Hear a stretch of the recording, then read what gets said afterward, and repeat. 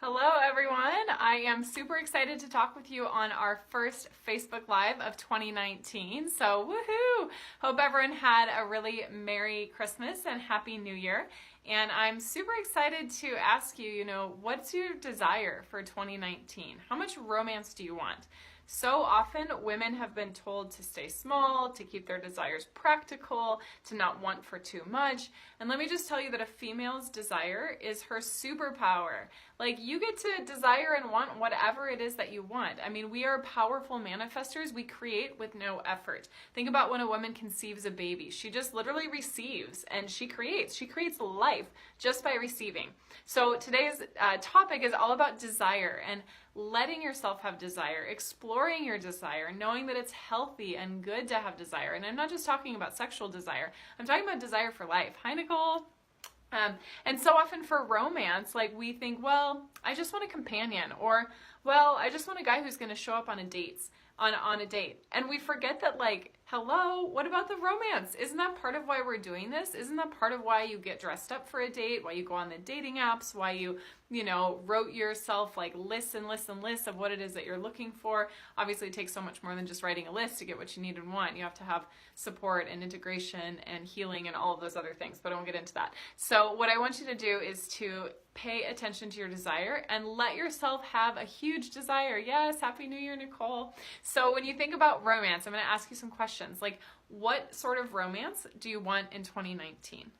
Do you want flowers? Do you want trips? Do you want the sort of romance where he gives you a back rub or rubs your feet after you've had a long day? What sort of romance do you want? What do you desire for romance in 2019? So you can either put it in the comments or you can, write something down for yourself, but don't let yourself dream small in 2019 when it comes to love, especially as it relates to romance. So we're becoming more and more creative as a society. More and more people are entrepreneurs or artists or, doing cool music. Like, there's so much artistry that's happening in the world and so much creativity. And in that place, knowing that you can create what you want and you can have an amazing relationship that has a lot of romance. And I personally don't believe that we have to think that relationship is just going to dry up or be stale or that marriage is boring or all of those things. Like, I am more in love with my husband now than I was when we first met. And he's more romantic now than he was when we first met. Like, he still takes me out for dinner. He still takes me out for dates. In fact, this Friday, he has a special surprise date planned for me, and I still don't know what it is. And I'm going crazy with excitement because I love it when he has surprises for me. He buys me flowers, he buys me things that I love, and so we are really passionate about keeping the romance alive. And so I want to hold some space for you tonight to think about, what do I desire when it comes to romance in 2019?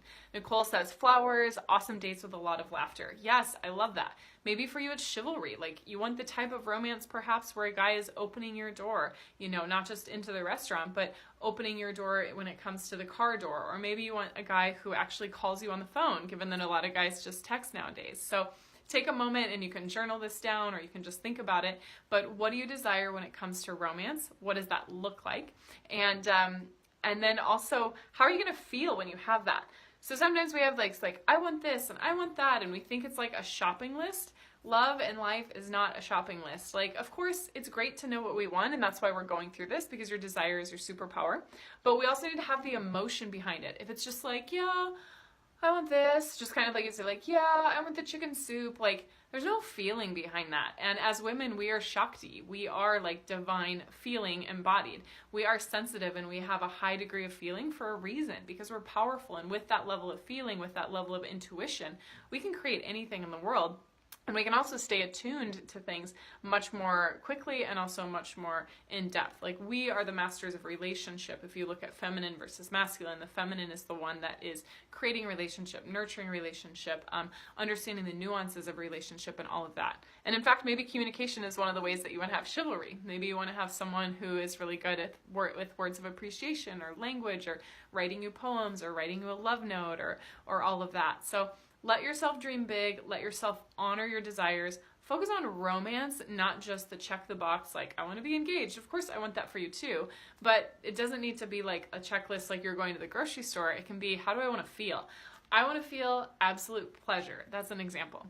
I want to feel totally, swoon like when I see my guy. Or I want to feel like I'm the most special person in the world.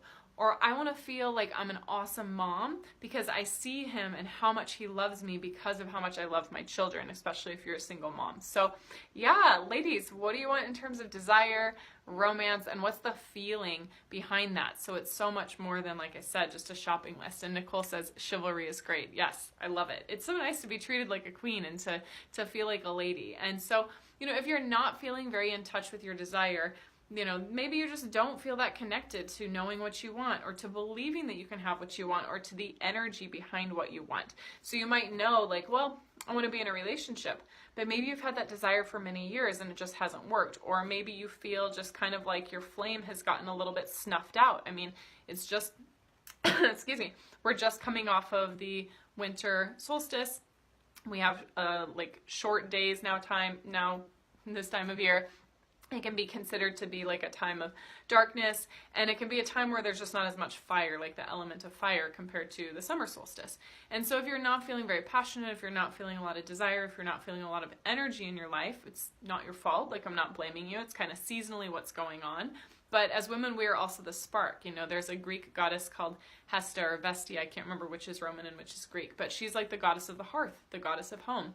You get to bring that fire and that Shakti and that life and that light and that playfulness and that desire and that feeling and that emotion. So if you're feeling kind of burnout from 2018, or if you're feeling like, oh my God, I can't believe it's already the new year, I'm not even sure what I want, like, don't fret. This is a perfect example. Sometime later tonight, go ahead and think about the desires and the romance and the feeling behind it, so you can really kickstart your year, keep putting my foot in my mouth, with a lot of passion, because I want you to have that passion. I want you to have that sense of spark and feeling, because that's magnetic, right? Like, how many of us love fire? Okay, maybe I'm just a pyro or something. Not in that way, not illegally, but I love fire. I think it's captivating. People sit around the fire, and they have been doing that for thousands and thousands of years, and it's because of this warmth, the light, the heat, the sense of tribal community. So you get to be that for your man, you get to be that for your family, and you get to be that for your friends. Like, how many of you are the woman that your friends always call when they need something? Probably a lot of you, because a lot of you probably give from your heart, and you're always there for your friends, and you are that flame in your community, that sense of lightness, brightness, and heat.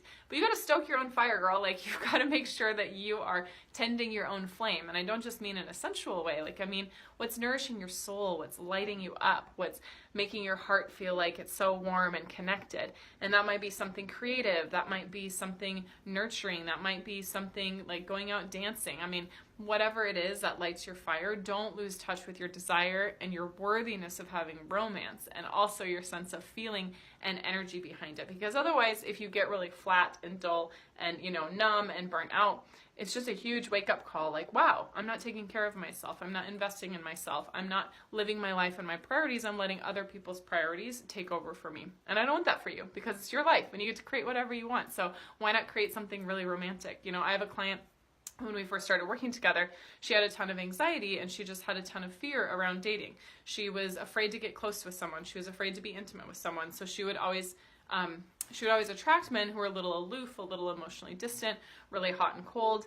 And that was just a pattern that she wanted to break. She didn't want to be the one who was always waiting for them to call her, or always waiting for them to text her, or feeling like she had to do all the work in relationships. She wanted to feel cherished. She wanted to feel led. She wanted to feel desired and wanted and protected by her partner.